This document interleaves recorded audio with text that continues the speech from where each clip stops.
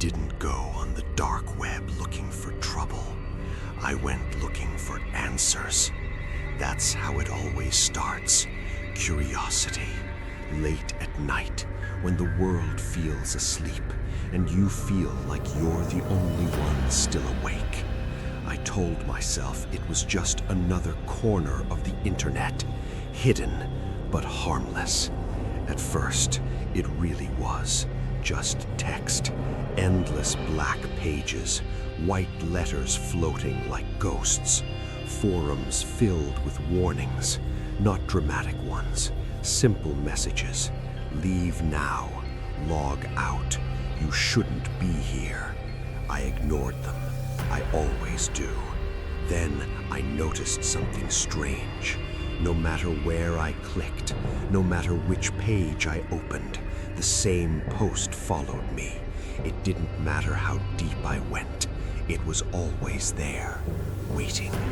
The title was short, too short. The rules. No username, no replies, no date. Just a pinned post, like it had always been there.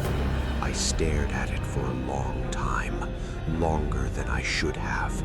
Something about it felt deliberate, like it wasn't written for everyone, just for whoever was reading it right now. I opened it. The rules were brief, almost polite. Never stay logged in past 3 a.m. Never download anything that knows your name.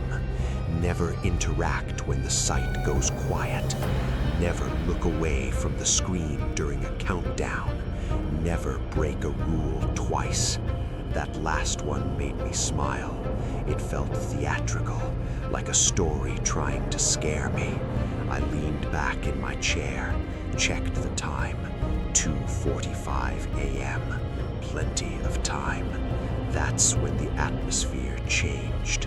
Not suddenly, not violently, quietly. The scrolling slowed, then stopped. The cursor froze mid-movement. I tried to open another tab. It closed itself. Then another. Then all of them. The room felt smaller. A timer appeared on the screen, centered, bright, impossible to ignore. 10 minutes. No explanation, no warning. That was my chance to leave. I know that now, but curiosity is louder than fear when you think you're safe. I stayed. The seconds ticked down. Each one felt heavier than the last. At 2:58, new text appeared under the timer. It didn't type in, it didn't blink. It faded into existence, softly, like it had always been there, and I was only just allowed to see it. It was my name, not my username, not a nickname, my real name, the one I never use online. My stomach tightened. I told myself it was a coincidence. Data leaks happen, people lie, the internet guesses. Then another line appeared. My city, spelled correctly, no abbreviation. Then another line, a description. My room, the dim lamp to my left, the cracked phone on my desk, the faint buzzing of the ceiling fan above me. I stopped breathing for a moment. At exactly 3 a.m., the timer reached 0. Everything stopped. No loading icon, no sound, just a black screen. The silence felt intentional. Rule 3, I shouldn't have moved, but panic makes you forget rules. I touched the mouse. The screen flickered violently. A message appeared. You interacted. Before I could react, a file began downloading. No file name, no size, just a progress bar, slowly filling. I tried to cancel it. The keyboard didn't respond. My hands were shaking now. When the bar reached 100%, a small light turned on above the screen, a webcam indicator. I don't own a webcam. The screen changed. It showed my room, not from my point watching. I stood up slowly. The image on the screen stood up too, but it lagged behind me. Just a few seconds, enough to notice, enough to feel wrong. Another message appeared. Rule 2.